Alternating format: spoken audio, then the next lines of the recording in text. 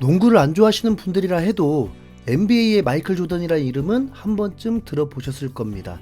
농구 황제라고 불리면서 미국에서 농구의 위상을 바꿔버린 기념비적인 인물인데요. 거의 농구와 관련해서는 손을 댈 수 없을 정도로 레전드입니다. 어떤 선수가 신기록을 세우려고 하면 항상 조던의 이름이 등장하고, 조던 이후로 그 어떤 팀도 3연속 우승을 하지 못했으니까요.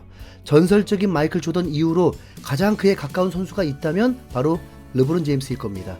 2003년에 데뷔한 선수인데 올해 데뷔 20년 차가 됐는데도 여전히 최고 수준의 기량을 선보이면서 조던에게 가장 가까이 다가간 위대한 선수로 평가받고 있죠. 이 르브론 제임스의 별명이 바로 킹입니다. 킹. 멋진 플레이를 성공시키면 스스로 왕관을 쓰는 세레머니도 하는 자타공인 현재 NBA의 왕인데요. 갑자기 농구 얘기를 왜 꺼냈냐? 고래가 축구, 야구, 농구까지 줄 아냐? 그건 아니고요. 어떤 선수가 킹이라고 불리려면 그만큼 엄청난 임팩트가 필요하다는 예시로 잠깐 농구 얘기를 했습니다. 수많은 프로 선수들 가운데 왕이라고 불리는 선수가 있다면 그 선수는 분명 범접할 수 없는 뛰어난 기량을 가진 선수일 것입니다. 그런데 놀랍게도 한국 선수가 리그 사무국이 공식적으로 인정한 킹이 됐다면 믿으시겠습니까? 그 주인공은 바로 이강인입니다. 이강인은 지난 해타패전에서 손흥민의 벌리전 골을 연상케 하는 70m 폭풍 드리블 슛을 포함해서 멀티골로 팀의 승리를 이끌었는데요. 이 미친 활약을 목격한 프리메라 리가 사무국이 직접 리킹인이라면서 이강인을 왕이라고 부른 겁니다. 이미 마요르카 구단에서 한번 이강인을 가리켜서 킹이라고 하면서 구단 차원에서 띄워준 적은 있지만 유럽 5대 리그에서도 상위권인 스페인 프리메라 리가 사무국에서 이강인을 왕이라고 부른 건 느낌이 좀 많이 다릅니다. 이강인의 헤타패전 활약만큼은 그 많은 프리메라 리가 선수들 중에서도 최고였다는 뜻이기 때문이죠. 국뽕이나 설레발은 더더욱 아니고요. 냉정하게 플레이로만 평가하는 평점 사이트들이 한 목소리로 이강인을 주간 베스트 11으로 꼽았고, 스페인의 마르카에서도 이강인을 베스트 11에 올렸습니다. 리그 사무국이 공식적으로 뽑은 30라운드 베스트 11에도 선정됐습니다. 현지 팬들 역시 이강인이 지난주 최고의 선수라고 했는데요. 현지 매체인 마르카와 소시오스닷컴이 함께 주최한 투표를 통해서 가장 결정적인 선수로 뽑힌 겁니다. 이강인은 처음으로 이 상을 받았는데 이전까지 마요르카 선수들 중에 가장 결정적인 선수가 된 적은 아예 없습니다. 그리즈만, 레반도프스키, 발베르데 등 이름만 들어도 알만한 선수들이 다수 수상했던 가운데 대한민국의 이강인이 이번에 최초로 여기에 뽑혔으니까 분명 대단한 거 맞죠? 망상이나 행복 회로가 아닙니다. 현재 진행 중인 평가와 수상을 그냥 나열하고 있을 뿐이에요. 또 다른 매체인 유로파 패스도 이강인과 아센시오가 2주 연속 라리가 베스트 11에 들어갔다. 이강인은 지난 몇 주간 훌륭한 레벨에 있었다라면서 이강인의 활약이 단발성이 아니라 꾸준히 지속되고 있다면서 특급 칭찬을 해줬습니다. 이강인의 주가가 올라가면서 가장 긴장하고 있는 인물 중 하나는 다름 아닌 아기레 감독입니다. 마요르카를 지휘하는 입장에서 이강인이 전력의 절반 이상인데 시즌이 끝나기도 전에 B클럽들의 입질이 계속되다 보니 엄청난 곤욕을 치르고 있습니다. 물론 이강인 칭찬은 했죠. 지난 헤타패전 승리 인터뷰에서 한 선수를 언급하는 건 불공평하지만 지금 이강인은 득점도 만들어준다. 우리에게 아주 중요한 선수다라면서 이강인이 헤타패전 승리의 핵심 역할을 수행했다고 말했습니다. 하지만 아틀레티코전을 앞둔 최근 인터뷰에서는 다시 지금 이강인의 미래에 대해서 추측하고 싶지 않다. 아직 리그 8경기가 남아있다라면서 또 한 번 이강인의 바이아웃이 3천만 유로라는 거짓말을 했는데요.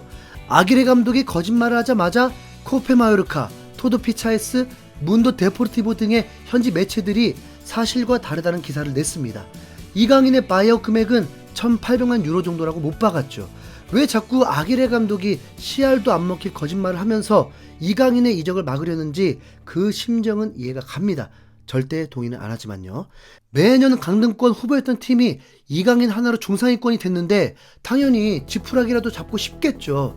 이번 헤타패전 승리로 마요르카는 승점 40점을 찍었는데 마요르카가 1부 리그에서 40점 고지를 달성한 건 무려 11년 전이 마지막이었습니다.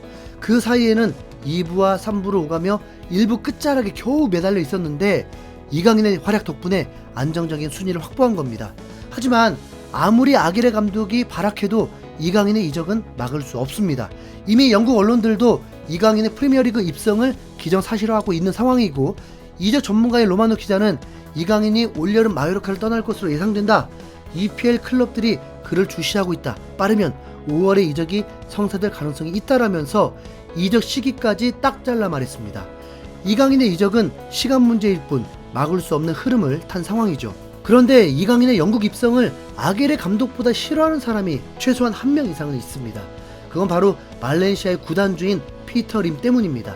이강인을 응원하는 분이라면 정말 치가 떨리는 이름이죠. 발렌시아는 이강인을 붙잡고 출전도 안 시키면서 임대도 막고 이적 요청까지 묵살하면서 창살 없는 감옥에 가뒀던 아주 악독한 구단입니다. 심지어 레알 마드리드의 제안도 단칼에 거절해버렸을 정도니까 더 말해서 뭐하나요. 그리고 그 악행의 뒤에는 발렌시아의 구단주인 피터 림이 아시아에서 돈을 벌려고 했다는 폭로가 터져나오기도 했죠. 게다가 마지막까지 이강인에 대한 존중은 전혀 보여주지 않았습니다. 당시 스페인 기자인 헥토르 고메즈는 발렌시아의 만행에 분노하면서 넌 이후 선수를 영입하면서 계약이 1년 남은 선수를 팔려고 한다는 걸 여름 내내 떠벌려서는 안 됐다. 결국 꼬일 대로 꼬이면서 한 푼도 못 받고 이강인을 보낼 수밖에 없었다. 결국 발렌시아가 얻은 이익은 제로다 라면서 발렌시아가 당시 영입한 안드레를 급하게 명단에 등록하게 되면서 이강인이 자유계약으로 풀리는 어이없는 사태를 비판했습니다. 자신들이 원하는 선수를 등록하려고 프랜차이즈 스타가 될 수 있었던 이강인을 쫓아내는 걸 보면서 오만정이 다 떨어진 거죠. 이강인은 마지막까지 팀을 위해서 세론 조항을 삽입하려고 했다는데요. 세론 조항은 이적료를 낮추는 대신 그 선수가 다시 이적할 때 발생하는 이적료 일부를 받는 조항입니다. 만약 이 조항이 있었다면 이강인이 프리미어리그로 이적할 때 그 이적료의 일부를 발렌시아가 받게 되는 겁니다. 이렇게 착한 이강인을 그냥 헌시작 버리듯 버렸다 보니 발렌시아 팬들마저도 구단의 행실을 비판했었죠. 최근 헤타페전 활약을 보면서 과연 발렌시아의 수뇌부는 어떤 생각을 했을까요? 발렌시아 전문기자인 비센트 칠렛은 헤타페전을 보고 발렌시아를 대놓고 비웃었는데요.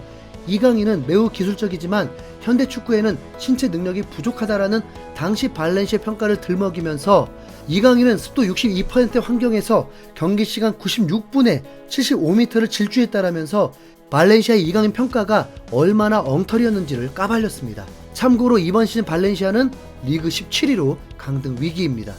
이강인이 프리미어리그로 이적해도 돈 한 푼 못 받는 발렌시아가 2부 리그 강등까지 된다면 좋겠네요. 이상 흰수염고래였습니다. 감사합니다.